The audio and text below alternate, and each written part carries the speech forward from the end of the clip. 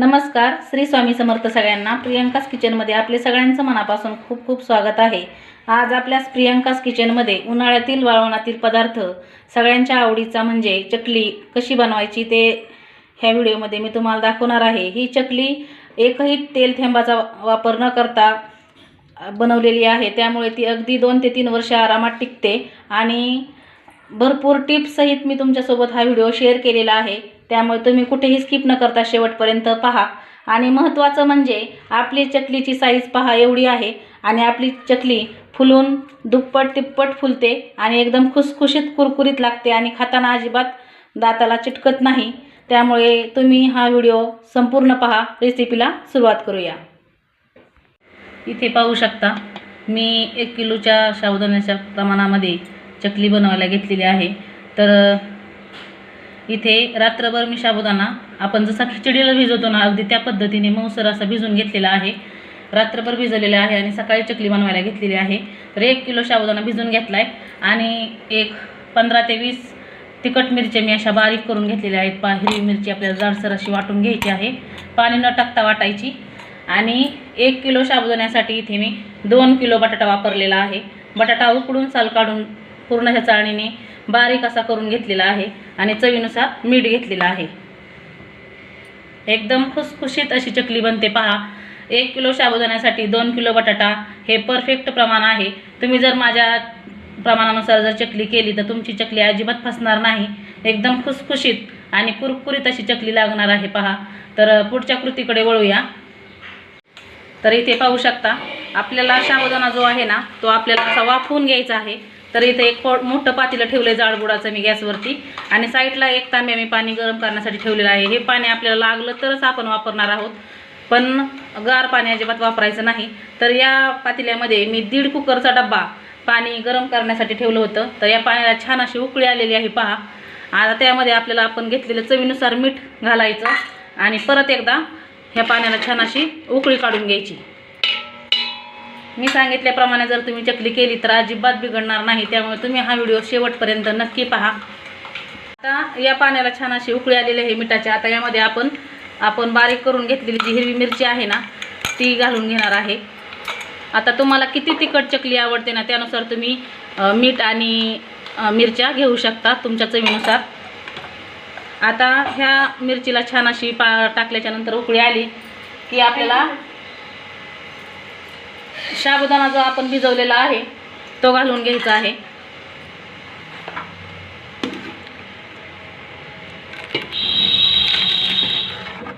आता पूर्ण साबुदाणा मी या पाण्यामध्ये घालून घेणार आहे। तर इथे पाहू शकता मी पूर्ण साबुदाणा या पाण्यामध्ये घालून घेतलेला आहे। आता आपल्याला एकसारखं हलवत छान असा ट्रान्सपरंट होईपर्यंत साबुदाणा या पाण्यामध्ये मस्त असा परतून घ्यायचा आहे। कुठेही बघूला आपल्याला सोडायचं नाही, नाहीतर मग पातेलं जर सोडलं तर साबुदाणा चिकट असतो ना तर तो पातेल्याला चिटकू शकतो। त्यामुळे एकसारखं हलवायचं आणि पाणी जर तुम्हाला थोडंसं कमी वाटलं तर साबुदाणा जसा जसा परतत जाईल तसा तसा साबुदाणा पाणी शोषून घेतो। तर आपल्याला यामध्ये लगेच हे गरम केलेलं साईडच्या गॅसवरचं पाणी असं थोडंसं टाकून घ्यायचं। जास्त घट्ट पण नाही आणि जास्त पातळ पण नाही, आपल्याला थोडंसं जसं लागन तसं पाणी यामध्ये टाकून छान असा साबुदाणा ट्रान्सपरंट होईपर्यंत मस्त असा कमी गॅसवरती परतून घ्यायचा आहे।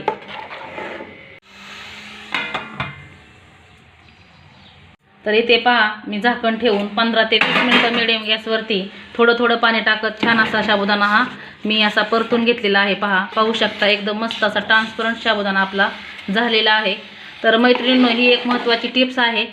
आपली चकली जर खाताना खुसखुशीत जर लागत नसेल तर तुम्ही असा साबुदाणा परतून पहा। थोडासा वेळ लागतो पण काही हरकत नाही, एकदम मस्त अशी खुसखुशीत आणि कुरकुरीत आपली चकली खाताना लागते। दाताला अजिबात खाताना ही चकली चिटकत नाही, त्यामुळे तुम्ही ही टिप्स नक्की फॉलो करा। आता पूर्णपणे आपला साबुदाणा हा परतून झालेला आहे पहा, एकदम मस्त असा ट्रान्सपरंट झालेला आहे। आणि आता आपण गॅस बंद करून घेणार आहोत। आता यामध्ये आपल्याला काय करायचं आहे, तुम्ही पातेलं खाली घेऊ शकता किंवा गॅसवरतीच ठेवून हे आपण जो बटाटा खिसून घेतलेला आहे ना तो यामध्ये घालून घ्यायचा आहे। तर मी तर 1 किलोच्या साबुदाण्याच्या प्रमाणासाठी 2 किलो बटाटे वापरलेले आहेत। आता हा बटाटा आपल्याला छान असा या साबुदाण्यामध्ये मस्त असा मिक्स करून घ्यायचा आहे। तर इथे पाहू शकता मी सर्व बटाटे या साबुदाण्यामध्ये मिक्स करून घेतलेले आहेत. आता मैत्रिणींनो, तुम्ही कमी तिखट खाता असाल तर मिरच्या ह्या बास होतील. जर तुम्हाला जास्त तिखट कमी जास्त लागत असेल तर तुम्ही एकदा टेस्ट करून पहा. आणि जर असेल थोडंसं मीठ घाला आणि मिरच्या पण घालू शकता. एकदम मस्त असं हे मिश्रण झालेलं आहे. आता ह्या चकल्या बनवण्यासाठी मी इथं सोऱ्याचा वापर केलेला आहे. चकलीची ताटली या सोऱ्याला घालून घेतलेली आहे. त्यामध्ये आता हे मिश्रण पण भरून घेतलेलं आहे. आता चकली बनवण्यासाठी इथे मी टेरेसवरती आलेली आहे. तर साडी अंथरून घेतलेली आहे. तुम्ही जर प्लास्टिकच्या कागदावरती चकली बनवणार असाल तर तुम्ही प्लास्टिकचा कागद याच्यावरती हातरून घ्या. आता आपण चकली बनवायला घेऊ. तर इथे पाहू शकता आपल्याला आता अशा पद्धतीने सर्व चकल्या घालून घ्यायच्या आहेत. फक्त चकली आपल्याला 2.5 ते 3 येड्याची घालून घ्यायची आहे. जास्त मोठी नाही घालायची आणि थोडीशी छोटी तशी चकली घालून घ्यायची आहे. आता अशाच पद्धतीने मी सर्व चकल्या घालून घेणार आहे. तर इथे पाहू शकता मी सर्व चकल्या अशा बनवून घेतलेल्या आहेत. मस्त अशा झालेल्या आहेत पहा. आता ह्या चकल्या आपल्याला 2 दिवस कडकडीत उन्हामध्ये वाळवून घ्यायच्या आहेत आणि वाळवल्यानंतरच आता मी तुम्हाला भेटणार आहे. इथे पाहू शकता आपली चकली छान अशी वाळून कडकडीत उन्हामध्ये तयार झालेली आहे. तर एकदम मस्त अशी झालेली आहे पहा. एकदम अशी कटकन अशी आवाज आला पाहिजे अशा पद्धतीने. तुमची जर चकली 2 दिवसात नाही वाळली तर तुम्ही तिसऱ्या दिवशीसुद्धा या चकलीला छान असा ऊन दाखवू शकता. आणि महत्त्वाचं म्हणजे आपण एकही थेंब न तेलाचा वापर करता ही चकली बनवलेली आहे. त्यामुळे 2 ते 3 वर्ष आरामात टिकते. आता आपण ही चकली तळायला घेऊया. तर इथे पाहू शकता मी आता तळण्यासाठी घेतलेली आहे चकली. तर गॅसवरती कढई ठेवलेली आहे. त्यामध्ये आहे तेल छान असं तापण्यासाठी ठेवलेलं आहे. तेल आपल्याला छान असं तापून घ्यायचं आहे. मैत्रिणींनो, ही चकली आपली दुप्पट तिप्पट फुलते. तुम्ही पाहू शकता तेलामध्ये टाकून घेतल्याच्या नंतर चकली अर्ध्या मिनिटालाच मस्त अशी फुलून दुप्पट अशी वरती येते. तर तुम्ही सुद्धा अशा पद्धतीने जर ही चकली करून पाहिली ना तर एकदम खुसखुशीत आणि कुरकुरीत ही चकली बनते पहा. तर तुम्ही पण ही चकली नक्की एकदा करून पहा. तुम्हाला आणखीन तळून दाखवते. तर आपल्या चॅनलवर नवीन असाल तर लाईक शेअर सबस्क्राईब करायला विसरू नका. म्हणजे तुम्हाला अशा छानशा वाळवणातील रेसिपी पाहायला मिळतील. तर पाहू शकता आपली चकली किती छान फुलत आहे. तर अशाच पद्धतीने मी राहिलेले 2-4 एवढे पण तळून घेणार आहे.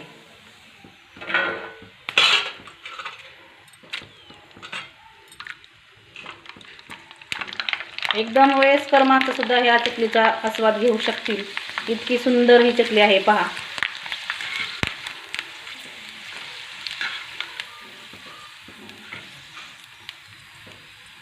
तर इथे पाहू शकता तुम्ही आपल्या चकलीची साईज केवढी आहे आणि आपली चकली फुलून केवढी तयार झालेली आहे.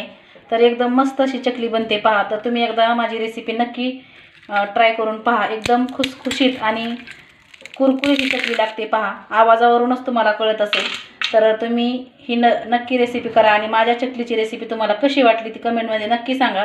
अशाच एका उन्हाळी रेसिपीसोबत मी तुम्हाला भेटणार आहे. तोपर्यंत संपूर्ण व्हिडिओ पाहिल्याबद्दल सगळ्यांचे मनापासून खूप खूप धन्यवाद.